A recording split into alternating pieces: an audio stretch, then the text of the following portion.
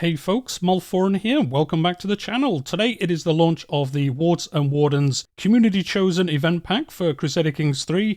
This is the one that won the vote. It was a while ago now, a couple of months ago. It was the winner and it is finally out for us all to play. And it is also the release of the 1.10 Quill free update, which includes a lot of the features and free stuff, bug fixes, all that good stuff. So we're going to go through the entire patch notes in this video, see what's changed, see what's been added. And as always, if you've enjoyed today's video, make sure to hit that like button. It helps other people find the channel and the video in the future. But let's just get straight into it. So they start off here saying today marks the release of Wards and Wardens.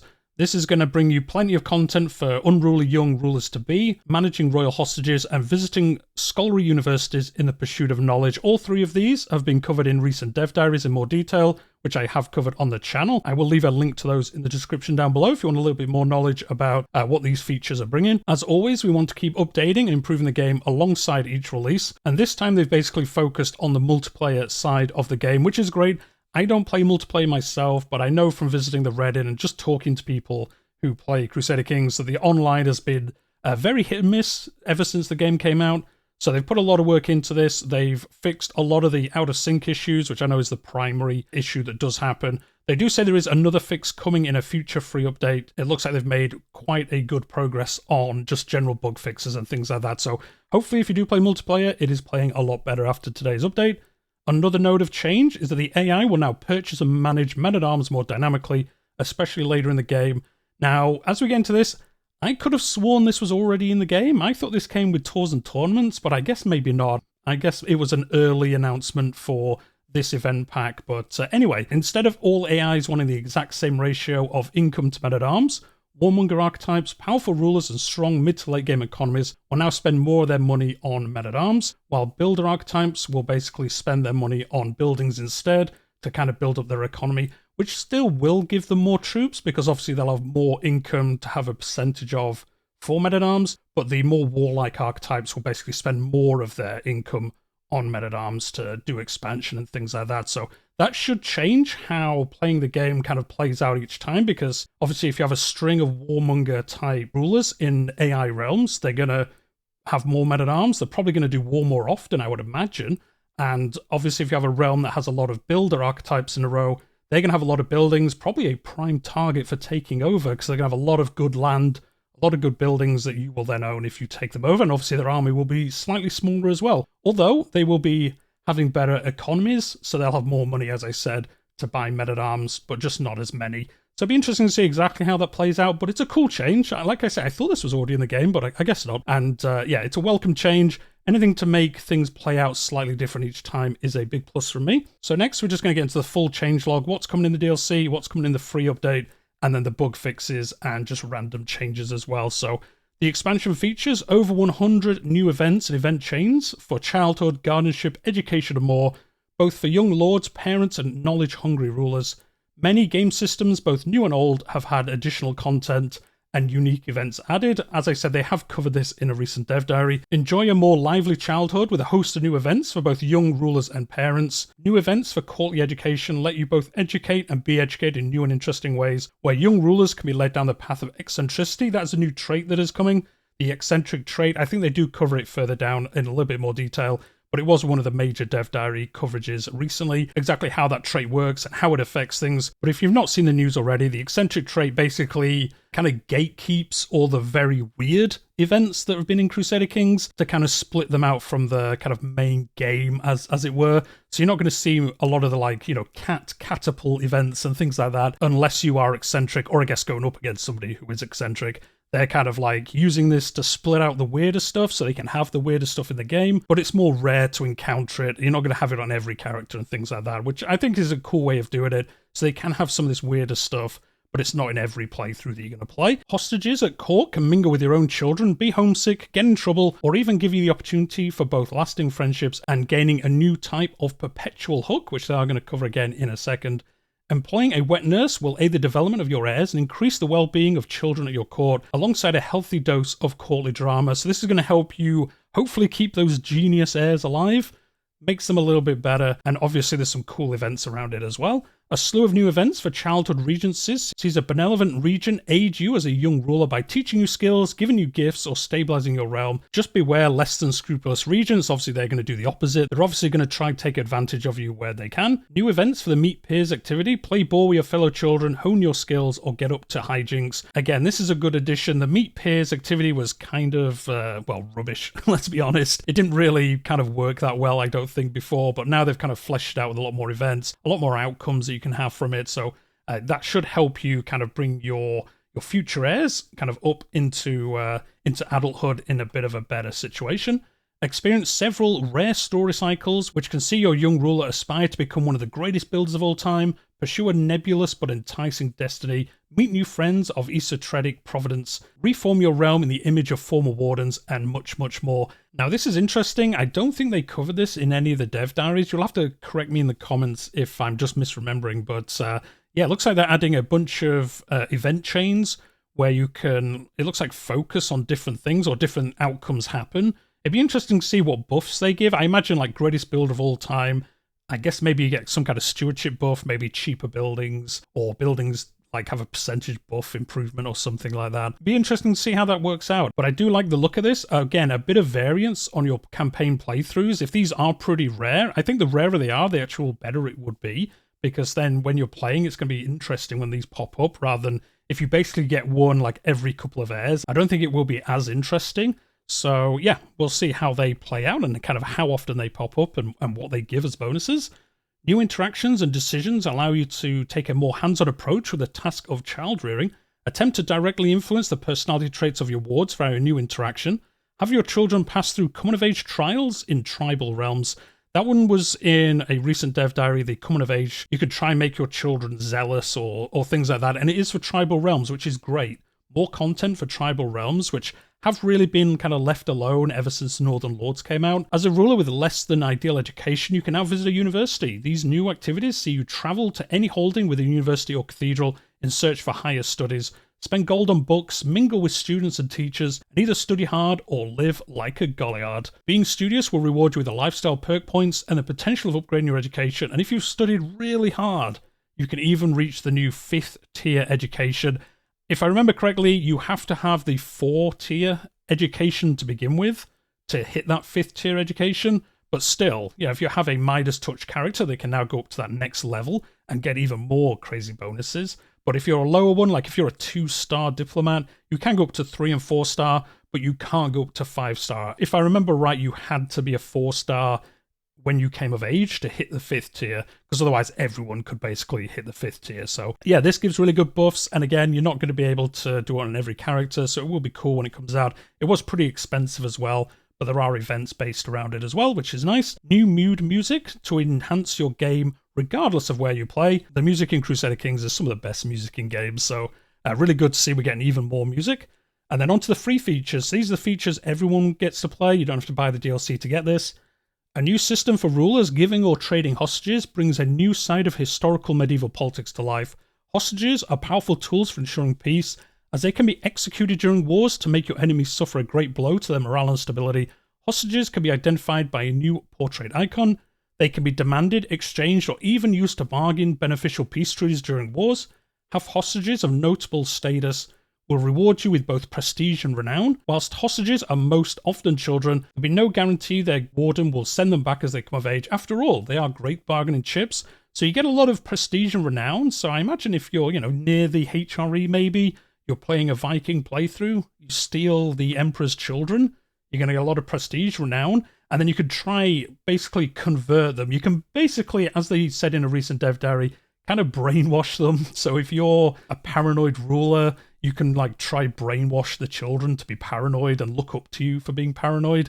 And then when you send them back to the Emperor, they're going to be paranoid heirs and things like that. So you can kind of subtly kind of mess with other realms by stealing their children and kind of reprogramming them almost, and then sending them back and seeing what hijinks they get up to in their realm, which is going to be cool. Some cool playthroughs, I'd imagine, just doing that to all the realms near you and kind of seeing how it plays out.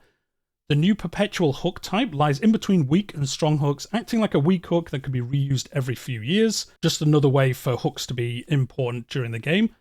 A new adoption interaction allows certain rulers to bring in new members of their family and dynasty. Characters with a compassionate trait or of a culture with certain traditions can adopt, but the restrictions can also be tightened or removed via the new game rule.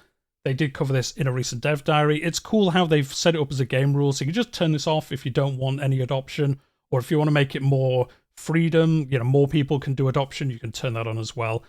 A new eccentric personality trait allows characters to develop their lifestyle with ease at the cost of public perception. As their methods might be eccentric or odd, several new event options have been added to the trait, and some of the more out there events have been updated to require this trait, which I did cover earlier on. They've kind of separated them out into this, but there's also some events obviously specific to this as well, which have been added. And then obviously the most important update in the DLC, 6 new events for the pet cat story cycle. So Shadow and all your other cats out there, they've got more hijinks to get up to, more vassals to annoy, and, more pet events is always cool to see. And then we're on to balance. Builder AIs are less concerned with buying men-at-arms than before, and are slower to purchase up to their ideal amount, as they covered before. Cautious AIs want to spend slightly more on men-at-arms, and are very inclined to purchase up to their comfortable minimal level. Genghis Khan now starts with an exalted warlord rather than brilliant strategist. Spouse regents can now do both jobs at the same time. This is good. This was super annoying. If you had a spouse that was your regent, they would get removed from your council and just be the regent. So now they can do both at the same time, so you don't lose stats obviously from them whilst they are your regent. The later in the game, the more gold the AI earns, and the more they want to spend on men-at-arms. Previously, AIs would always aim for spending 40% of their income on men-at-arms. Now they will go as high as 90 with the correct circumstances. Warlike AIs will now want to spend more of their money on men-at-arms in general, as we just said, and are more inclined to purchase men-at-arms over buildings than other archetypes. So I guess if you do have a string of warlike AIs, they will have a stronger army, but long-term, their realm's actually going to be weaker because they're not going to be building buildings as much. They're going to be just purchasing men-at-arms, maintenance for those men-at-arms and things like that. You can now get more than 3 events per meet peers, especially if you are the host, up to 6. So, as we mentioned before, the meet peers, at the moment, very boring, not a lot happens. Now it looks like you get a bunch more events, obviously new events if you have the DLC as well. Playdate 3008, the event where another child drowns in meet peers, is now only available to the players/the host, and is now on a 3-year cooldown rather than a 3-month cooldown. So yes, if you had a lot of children drowning, this is why. This is why this event was triggering way too often. The hook gained in the same playdate event is now also a strong save my life hook, so it's a lot better of a hook if you do save the person who was drowning.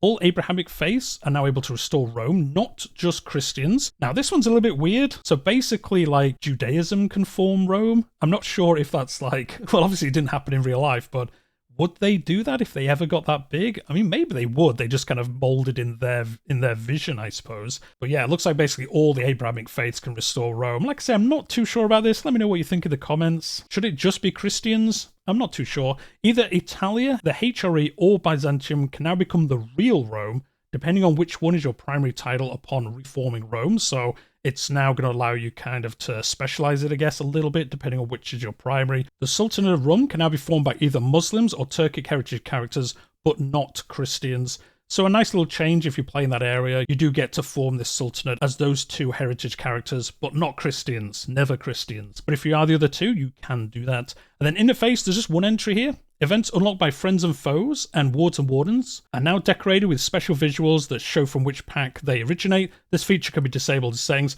I quite like this, I guess. You'll be able to see exactly which DLC these events are for. I guess after a while I'll probably disable this if it's really glaringly obvious. It looks a bit out of place. But if it just kind of changes the UI a little bit, depending on which one it's from, then I'm down for this. I mean, if it does say in big text, this is from friends and foes, then yeah, I'm probably going to turn it off. But we'll see it next time we're in game. And then we're on to just some art. Several new animations have been added.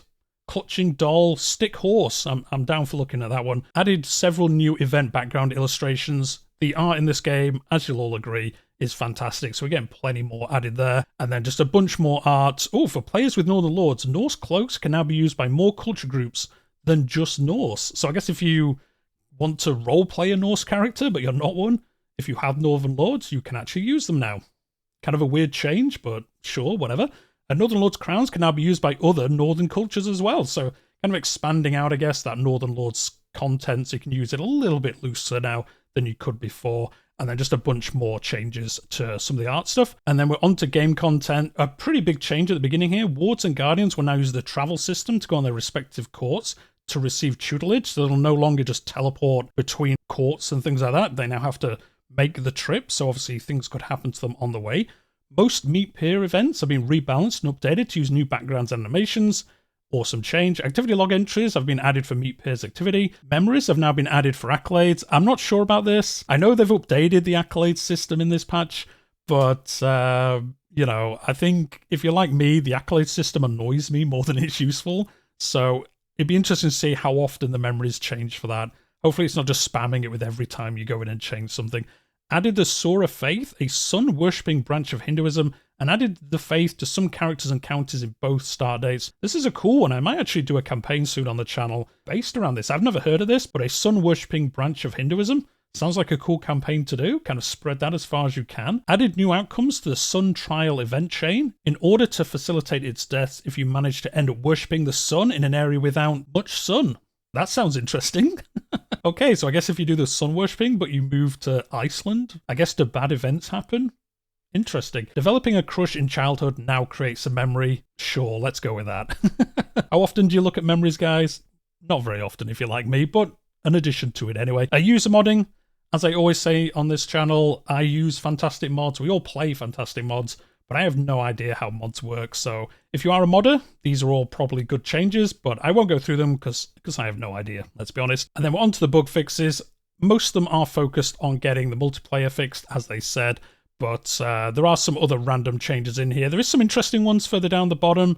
Characters are no longer intimidated by zero dread. I mean, is this good or bad? It was kind of good when this happened, because they obviously wouldn't join factions and things, but it is a good point that they have actually fixed it. Mercenaries and Holy Orders can now use men-at-arms from culture traditions, so that's going to make them more powerful, I would imagine, because they can now use the special culture men-at-arms by the sounds of it, which is nice. The HRE title no longer needs to exist to establish the Carolingian Empire. I guess that's going to make that a little bit easier to make as well. And then actually in the middle of here, there's quite a major one. I'm kind of surprised this wasn't called out in bold or near the top anyway. Fixed a rare case when childhood focus is invalidated. I haven't seen this happen that often, but I know from going on the subreddit, it happens to people quite a lot. So it's good to see this actually got fixed. It has been in there, I think, since the game launched. So it's good to see, you know, after, what, 2-3 years, it is finally fixed. But a good one, because if it did get invalidated, it was super annoying, because obviously they didn't focus on improving one stat in the game before they came of age. So it's a good fix to see that on there. And then that's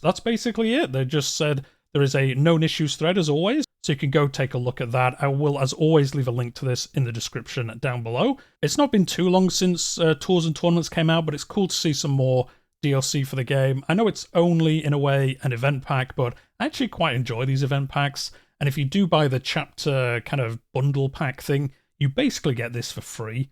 With how that works out money-wise. So hopefully you enjoyed. This is the one that the community voted on by quite a way, if I remember correctly.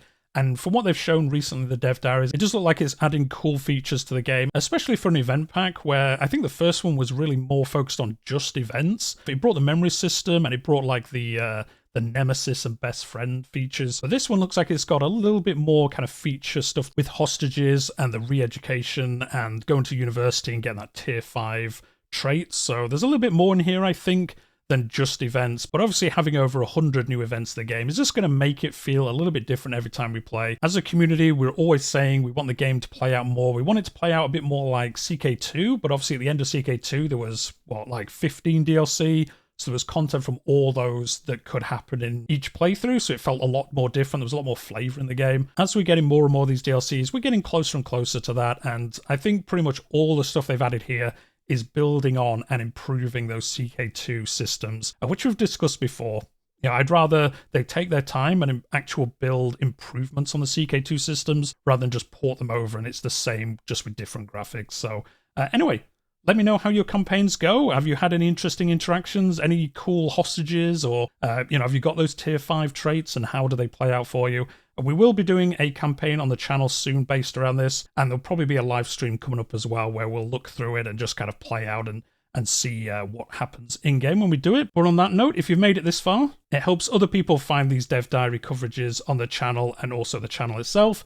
And if you're new here, I play Crusader Kings. We do narrative and achievement run campaigns. At the moment, we're doing the Rise of the Gurids achievement. It's going quite well, and I also cover the Dev Diaries news. We do discussion videos, and I also play other historical strategy titles on the channel as well. But on that note, we'll leave it there for today.